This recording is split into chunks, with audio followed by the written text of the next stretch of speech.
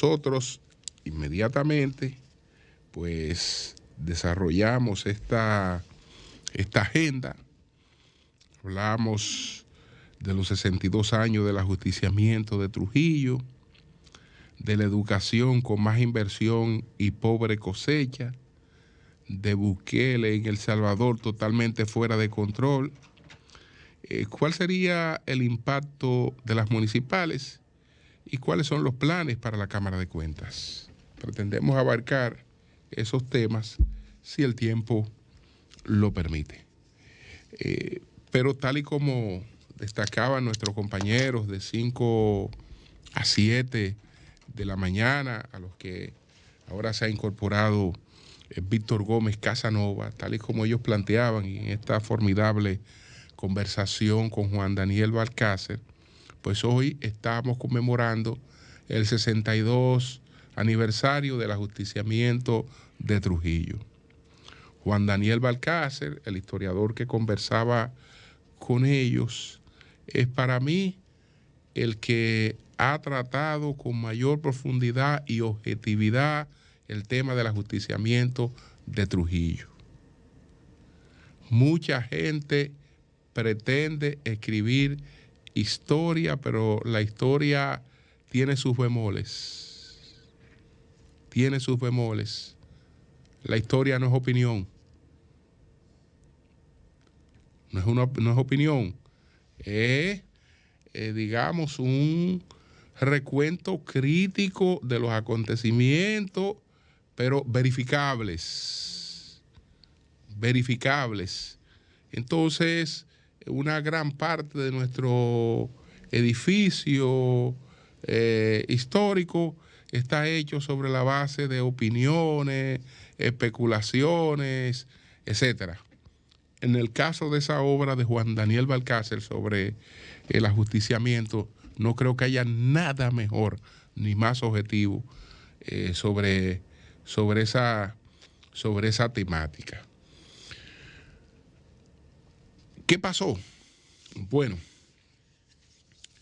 estos son 62 años del último de los magnicidios que se han perpetuado en la República Dominicana. Y ese último, en la corta historia del país, fue el cuarto magnicidio.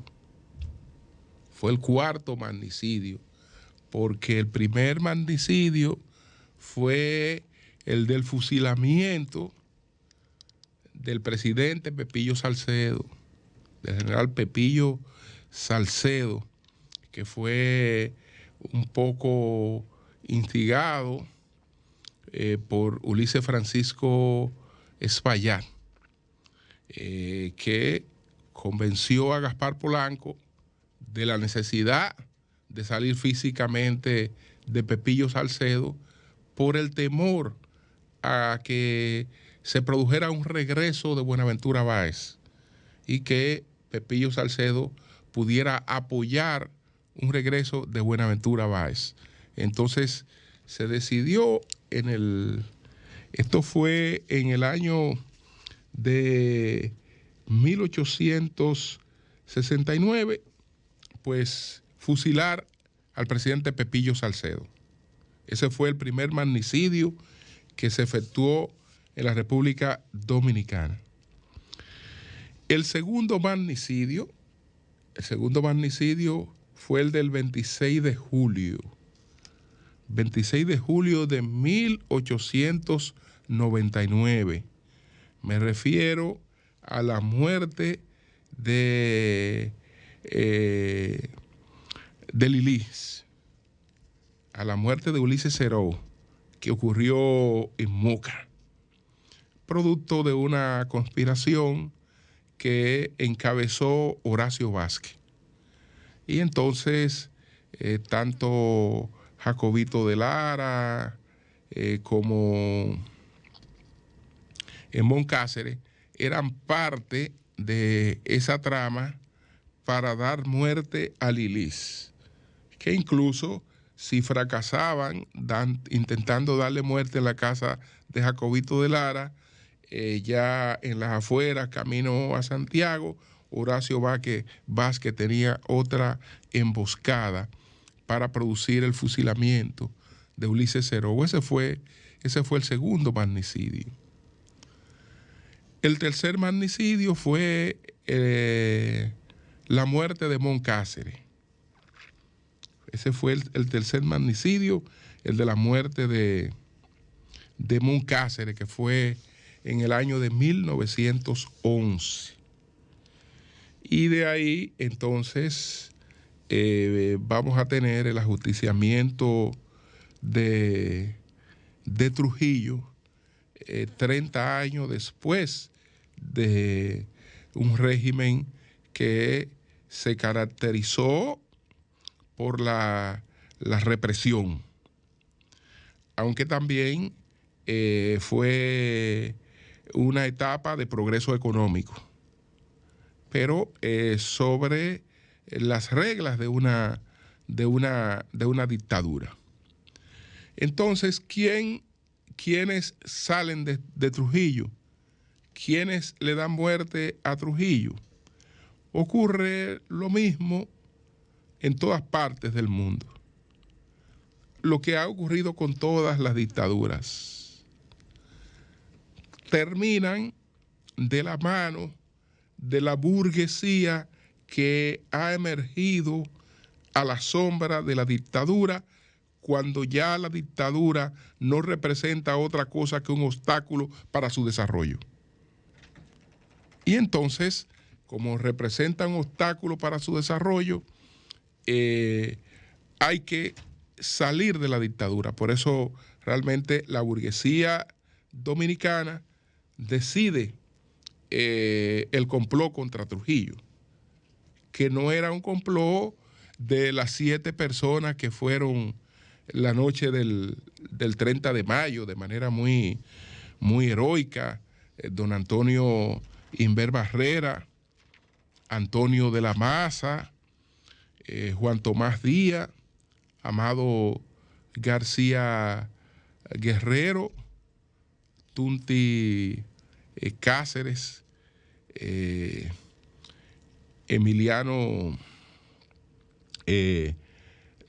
Roberto Pastoriza Neré y Pedro Livio Cedeño, entre cosas, entre otros, que fueron 7 los que fueron la noche del 30 de mayo a la ejecución, porque ellos eran parte de la unidad que tenía a cargo la ejecución. El programa tenía una parte política que sabemos que fracasó, pero no fracasó solo en la parte inmediata, porque cuando se dice que fracasó, se analiza la parte inmediata con lo que ocurrió con Pupo Román. Bueno, esa era la parte inmediata, pero no era en verdad el plan político.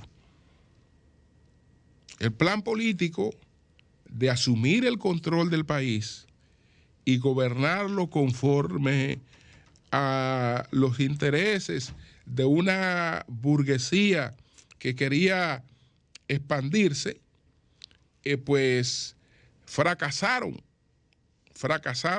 posteriormente, porque hubo 2 figuras que no estaban en los planes de esa burguesía, y como en la política nunca se sabe cómo van a evolucionar las cosas, pues esas 2 figuras realmente alteraron esos planes.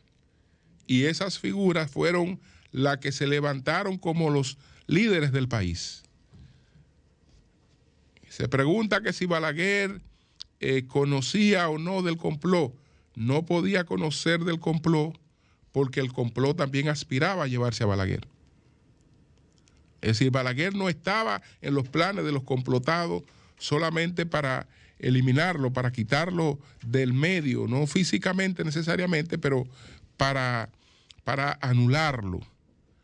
Entonces, se preparan las primeras elecciones democráticas, que son parte de ese plan político, pero en esas primeras elecciones democráticas, los que mataron a Trujillo perdieron las elecciones. Perdieron las elecciones porque los trujillistas salieron a votar en masa por un candidato desconocido que ganó con uno de los más altos porcentajes que registre la historia del país. Y a partir de ahí la historia fue otra, porque el que ganó esas elecciones se convirtió en la referencia política, histórica, moral, opositora del país, sobre todo a partir del golpe de Estado. Y Balaguer siguió siendo el otro contrapeso. Y entonces el país se organizó en base a la polarización del liderazgo entre Balaguer y Bosch. Y esa burguesía que mató a Trujillo quedó echada a un lado. Quedó echada a un lado. Y entonces, de ahí, cómo han evolucionado realmente los acontecimientos en la República Dominicana. Siempre nuestro respeto para quien pone en juego su vida en aras de sus ideas. Y esa gente que con mucho valor lo hizo y que sufrió posteriormente torturas, muertes realmente draconianas, etcétera, pues siempre deben estar en un sitial de respeto y de admiración entre los dominicanos.